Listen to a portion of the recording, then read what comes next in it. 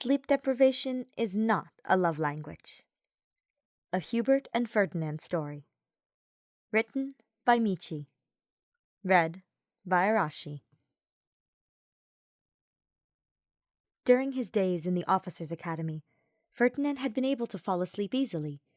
Yet, since the war started, and especially with his recent battle against his own father, he found himself unable to sleep as soundly as he once did.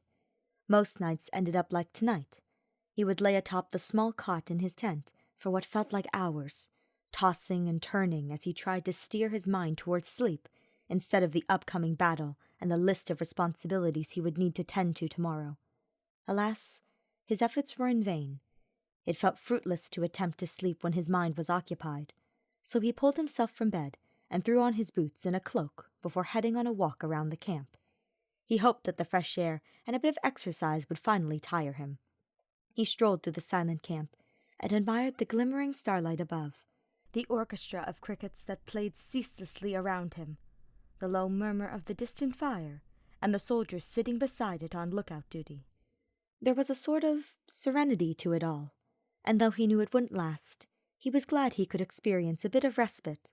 He hoped the other Black Eagles were finding the rest he was denied. There was one person in particular he was concerned about. He never took time to rest like he should, and Ferdinand found himself instinctively heading to where he had left him last. As he suspected, dim lantern light still emitted from the officer's tent. He tossed aside the flap with a tisk. Hubert should not have been up so late.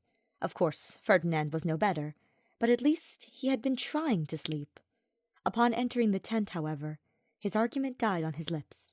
Perhaps he should not have been so surprised to find the mage passed out on top of a pile of maps, but it was unusual to see him asleep outside his own quarters.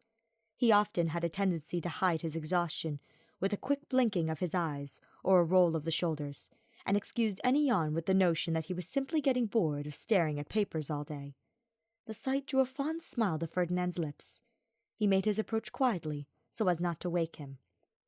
A bit of drool had escaped Hubert's lips and dribbled onto the papers below.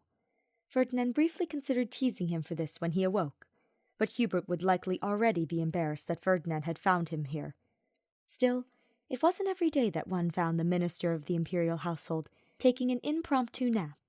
He couldn't help but think how peaceful and handsome he looked when resting.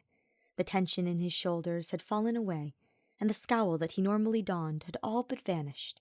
He was always attractive in Ferdinand's eyes, but he would never admit such things out loud. He sat next to Hubert, careful not to make the chair creak, and admired his sleeping expression. The lines and bags that always prevailed beneath his eyes had eased somewhat. Ferdinand reached forward, hesitating for only a moment before brushing aside his black, wavy hair so that he might see his pale, lovely face more clearly. Were he awake, Ferdinand would be able to see his beautiful green eyes staring back at him. Their hue always reminded him of bright peridot. Every time Hubert glanced at him, they took his breath away. Hubert's light snoring filled the room rhythmically, and Ferdinand felt relieved. Perhaps it was an inconsequential thing, but when he heard it, he knew that Hubert was alive and safe. It was a good thing, too, that he was finally getting the rest he deserved. He worked hard, too hard even. He deserved to take a break. Yet, as much as he wanted to sit there and allow Hubert to rest longer, he knew it would be better for him to sleep in his own tent, especially since sleeping here was sure to cause him neck pain in the morning. He considered carrying him back, but he didn't want to embarrass him too much, so he settled for gently shaking him awake instead. Hubert, wake up!" The mage groaned in protest, and only raised his head when he was called a third time. Ferdinand bit his lip to keep from laughing at the map that momentarily stuck to his cheek before losing its grip and falling back on the table. Hubert turned to him slowly. His sleepy eyes took a second to focus properly as they adjusted to the dim lighting of the tent. "Ferdinand, did I fall asleep here?" He nodded. "You did indeed. It's quite late, actually, which is why I thought it best to wake you." Hubert hummed and stood, stretching out his back like a cat waking from a nap in the sun, an endearing sight, though Ferdinand dared not say that to him. "You were correct. Thank you. I'll gather my things and head to bed soon, as you should be doing yourself." Hubert gave him a side glance as he began to collect the maps scattered across the table. "Wait," Ferdinand replied, more hurried than he had intended. He cleared his throat to even his voice before continuing. "Please, let me help you." "Why? I am perfectly capable of returning to my tent alone." Ferdinand scoffed as he took up several papers in his hands and ignored the narrow-eyed look he received. "I know that, but you are exhausted from taking care of everyone else after all, which is probably why you fell asleep here. Allow me to return the favor. It is simply part of my job," Hubert said matter-of-factly.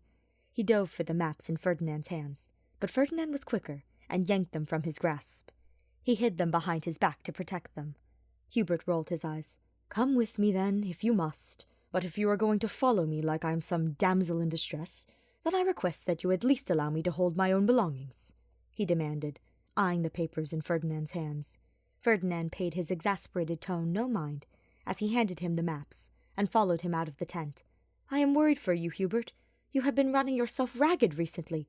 Is it really your job to make sure there are vegetables carefully hidden in Lysithia's meals? Or to procure Bernadetta's sewing materials for her without her even noticing? Is it also your job to buy some of Petra's favorite treats from Bridget, so she feels less homesick?" Hubert sighed and stopped abruptly, almost causing Ferdinand to bump into him. "I would argue that it is. Now, where is the point in all of your prattle?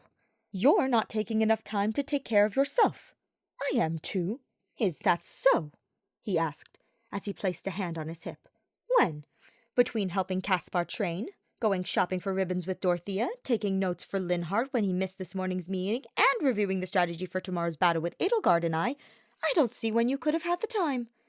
The more Ferdinand thought about all the things that Hubert had done for them today, the more he began to realize all of the little things he did for them every day. He knew that Hubert loved them, and that he worked as hard as he did for their sake. But it seemed impossible for him to do all that he did and still maintain a healthy sleeping schedule. He always neglected his own needs for the sake of everyone else's, and it made Ferdinand's heart ache. How often did he forego sleep and a proper meal in favor of staying up too late with a pot of coffee by his side, just so everyone else could rest easily after the battle was done? He did so much without ever asking for anything in return, and strained himself to the point of breaking before he accepted anyone's help. It truly worried him. If Hubert continued ignoring his own well-being, then he was sure to faint again, or worse, he would end up getting sick. Yet Ferdinand knew there was no use in trying to convince him to take better care of himself. So this duty would just have to lay with Ferdinand. "I don't see why it matters to you so much," the mage replied, crossing his arms. "Why is it any of your business how much sleep I get? So long as I don't faint again, like that incident with Linhart, then I don't see the problem." "Because we love you, and we want to take care of you the way you do us." Ferdinand blushed. He was thankful in that moment that the darkness hid it, else Hubert might have noticed his slip-up. He did love him, of course, but far more deeply than he was ready to admit aloud. He was sure Hubert did not think the same of him.